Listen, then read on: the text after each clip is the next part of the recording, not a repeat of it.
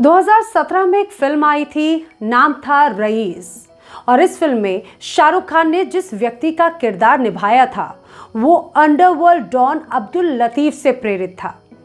लेकिन क्या आप जानते हैं कि अब्दुल लतीफ ने एक बार अहमदाबाद म्युनिसिपल कॉरपोरेशन का चुनाव भी लड़ा था, और वो भी जेल में बंद रहते हुए। हद तो ये रही कि इस दौरान उसके गुर्गे असली शेर को साथ लेकर चुनाव प्रचार पर निकलते थे। और क्या आप जानते हैं कि लतीफ के आतंक ने गुजरात में बीजेपी को जड़ें जमाने में बहुत मदद की। नमस्कार, मैं हूं आपके साथ नैना यादव और आप देख रहे हैं द किस्सा, देशी विदेशी किस्सों की शुद्ध देसी दुकान। अब्दुल लतीफ गरीबी में पला बड़ा और जब 12वीं में स्कूल उसका छूटा तो अवैध शराब के धंधे में वो उतर गया। गुजरात में शराब बैन थी और उसने शराब बेचने में महारत हासिल कर ली थी।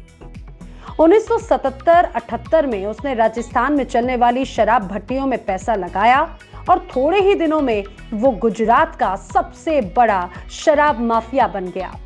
इस धंधे में बादशाहत बनाने के बाद उसके कई बड़े अपराधियों से संपर्क स्थापित हो गए।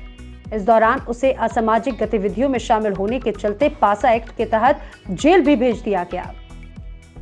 वहीं राजनीति का कीड़ा लतीफ का पीछा नहीं छोड़ रहा था।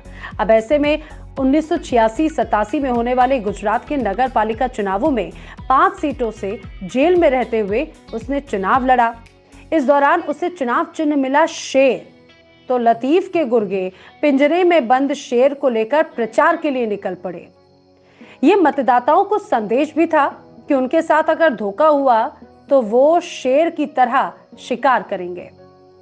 अब्दुल लतीफ का दबदबा ऐसा था कि उसने सभी 5 सीटों यानी कि कालूपुर, शाहपुर, दरियापुर के साथ में जमालपुर और राखंड में चुनाव जीत लिया।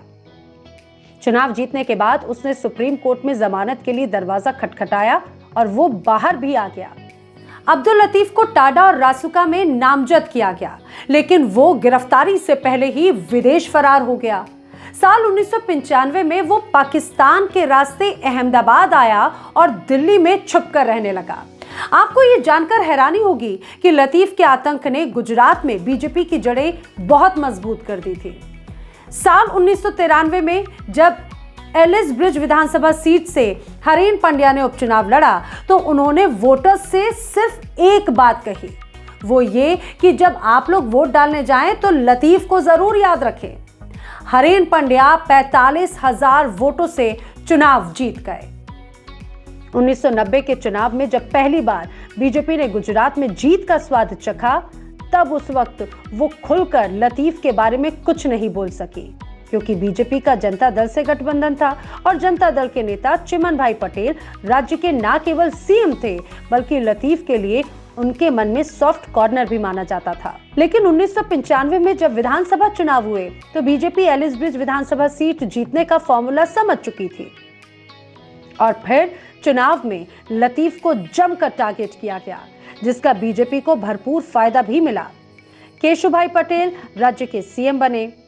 इस बीच 1996 में पुलिस ने लतीफ को गिरफ्तार किया और केशुभाई को हिंदू हृदय सम्राट का तमगा मिला और कई जगहों पर उनका सिर्फ इस बात के लिए सम्मान हुआ कि उनके राज में अब्दुल लतीफ पकड़ा।